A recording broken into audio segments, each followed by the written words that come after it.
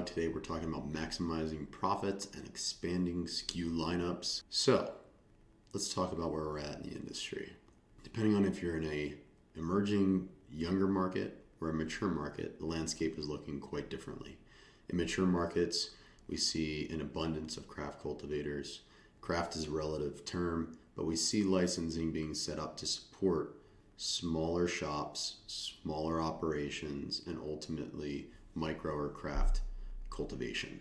With that, the focus is producing a higher quality product, giving that product more attention throughout the process, and ultimately focusing your energy and your team's energy into top quality over top volume.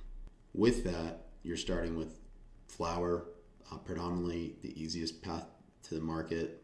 Lowest hanging fruit is going to be your eighths, your quarters, your halves, gram packs, but just nugs.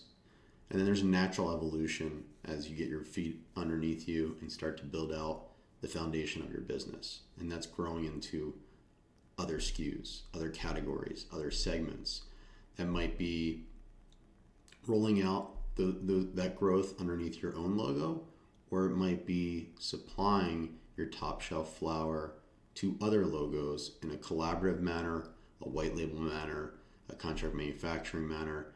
The beauty of this is there's so many different routes to market, and there's a ton of different ways to expand your brand in market in order to continue to create further reach, expand the consumer base, get into doors that may have said no to your flower but are recognizing that you've got a loyal following and have room for one of your expansion products, be it an infused product that's made by X, cultivated by Y, again, collab limited drop type of model, or really just building diversification into your portfolio and not being solely dependent on one product.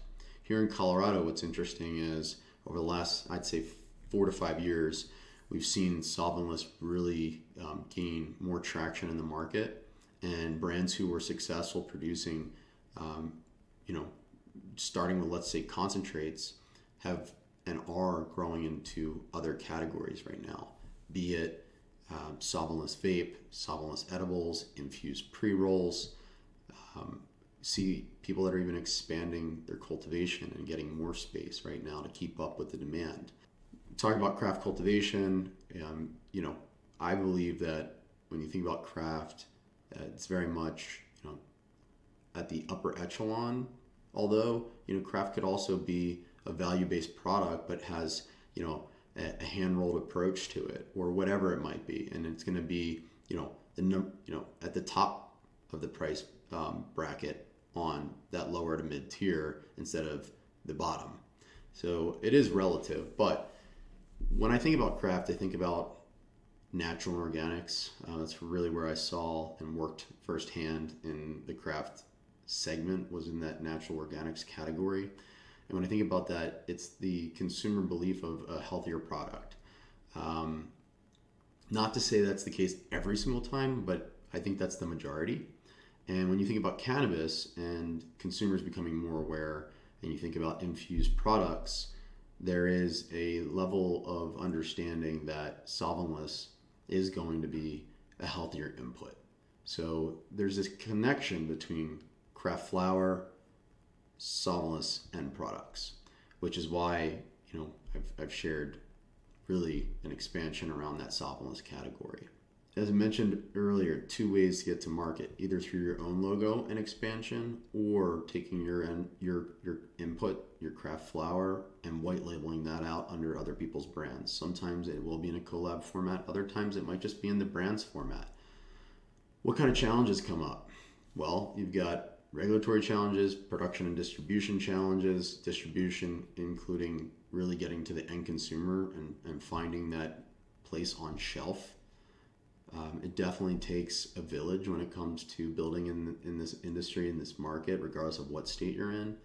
And ultimately, it's really something that needs to be well thought out, well planned, and not rushed. Because when you rush, haste and waste comes along with that. experience process, it's ultimately going to cost you more versus a well thought out plan.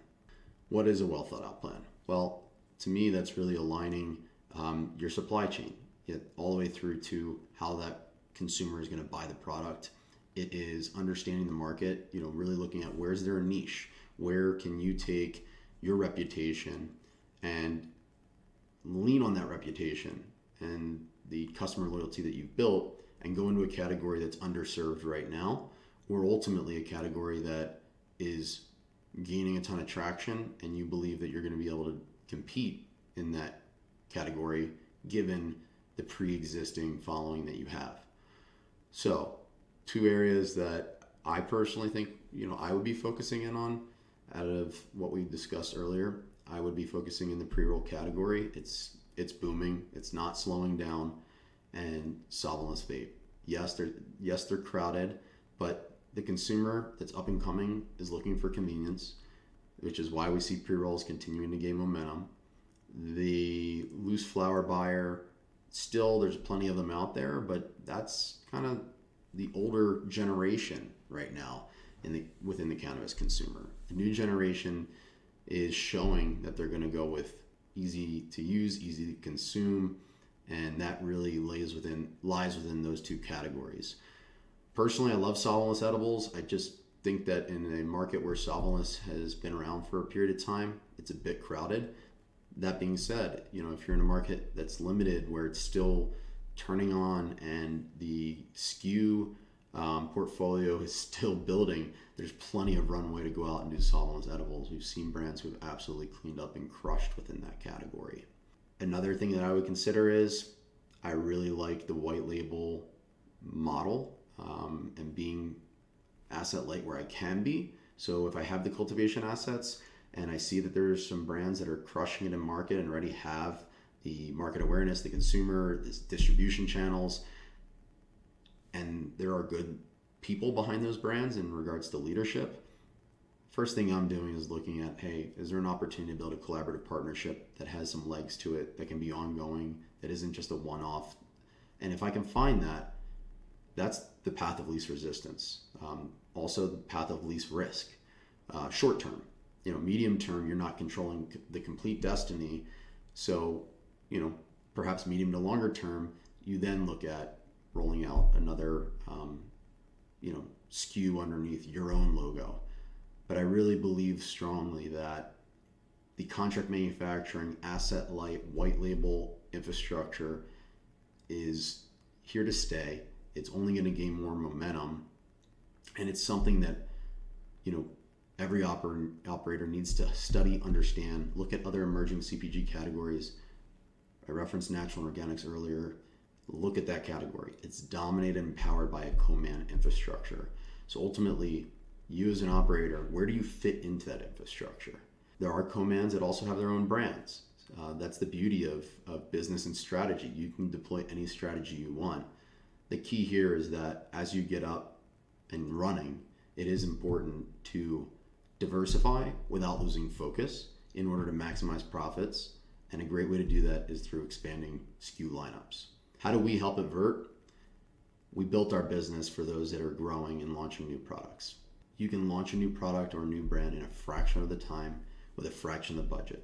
We don't have any MOQs. We guarantee 11-day turnaround times, and we provide everything you need underneath one roof. Once you find that you have product market fit, you're ready to double or triple down on inventory in order to drive your unit economics and COGS downwards, we also have the import supply chain for you to grow into. So, want to talk more about expanding in the SKUs, strategy, what we're seeing around different markets, reach out to us. We're always happy to have a conversation, and we're always happy to be your partner in designing and launching new products and brands. Our team is here. We move faster than the market. We sprint for a living, and we're here to grow alongside you. We'll catch you next time.